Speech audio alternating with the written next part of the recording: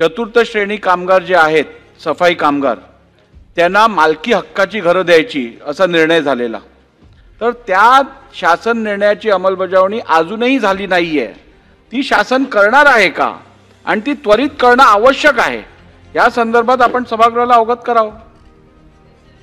अध्यक्ष महोदय, आपण जो मुद्दा उपस्थित केलाय तो तितकाच महत्त्वाचा आहे, परंतु ह्याच्या संदर्भामध्ये आपण एक लाड समिती निर्माण केलेली होती। त्या लाड समितीने पण अतिशय चांगल्या शिफारसी केल्या आणि त्याबद्दल आता जे काही राहिलेलं आहे त्याच्यात काही प्रश्न राहिलेला असेल 1984-85 त्या काळामध्ये झालेल्या निर्णयाच्या बद्दल, तर त्याची पण अंमलबजावणी इथून पुढे फार बारकाईने केली जाईल।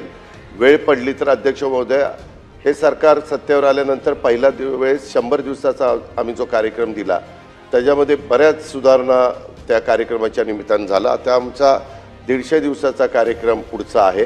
त्या 150 दिवसाच्या कार्यक्रमामध्ये हा देखील भाग घेता येतो का, हे आम्ही मुख्यमंत्री, उपमुख्यमंत्री एकनाथराव शिंदे साहेब आम्ही सगळेजण चर्चा करून तो त्याच्यातला एक भाग आम्हाला करता आला तर तोही भाग करण्याचा आमचा प्रयत्न राहील। आणि आपण अध्यक्ष म्हणून मुद्दा उपस्थित केलेला आणि डॉक्टर विश्वजित कदमांनी आणि इतर मान्यवरांनी उपस्थित केलेला, अतुलजींनी बऱ्याच जणांनी केला, त्या सगळ्याच्या संदर्भात देखील सरकार 100% सकारात्मक भूमिका घेईल।